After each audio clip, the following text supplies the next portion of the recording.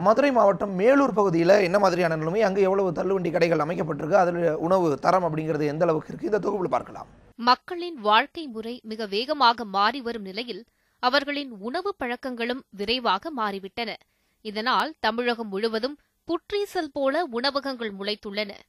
பொருளாதார ரீதியாக மிகவும் பிற்படுத்தப்பட்ட கூலி தொழிலாளிகள் அதிகம் பயன்படுத்தும் இந்த கடைகள் சுத்தமாக இயங்குகின்றதா என்றும் உணவு கட்டுப்பாட்டுத் துறையினர் ஆய்வு நடத்துகின்றனரா என்று மக்கள் கேள்வி எழுப்புகின்றனர்.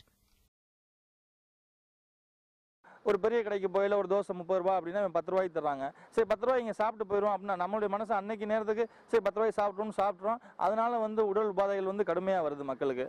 இதெல்லாம் கவர்மெண்ட் கரெக்டாக ப்ராப்பராக ஃபாலோ பண்ணி இதை தடுக்கிறக்கான வழியில் பார்க்கணும். சாலையோர கடைகள்னால் பொல்யூஷன் அதிகமான இப்போ ஒரு சாலை ஓரத்தில் கடை போடுறேன் அப்படின்னா வாகனத்துலேருந்து எவ்வளோ புகை வரும். இவன் டேபிள் போட்டு அவங்களுக்கு தான் சாப்பிட வைக்கிறாங்க. நான் சாப்பிட்றேன், ஆனால் ஒரு வழி இல்லாமல் சாப்பிட்றோம். அந்த நேரத்தில் சரின்னு நமக்கு தோணுது. இதை கவர்மெண்ட் ப்ராப்பராக ரெடி பண்ணையில் மக்களுக்கு நல்ல பயனடையாக இருக்கும். உயர்தர உணவகங்களில் அதிக விலைக்கு விற்கப்படும் அனைத்து உணவு வகைகளும் மலிவு விலையில் சாலையோர உணவகங்களில் விற்கப்படுவதால் இந்த உணவகங்கள் மக்களை ஈர்க்கின்றன.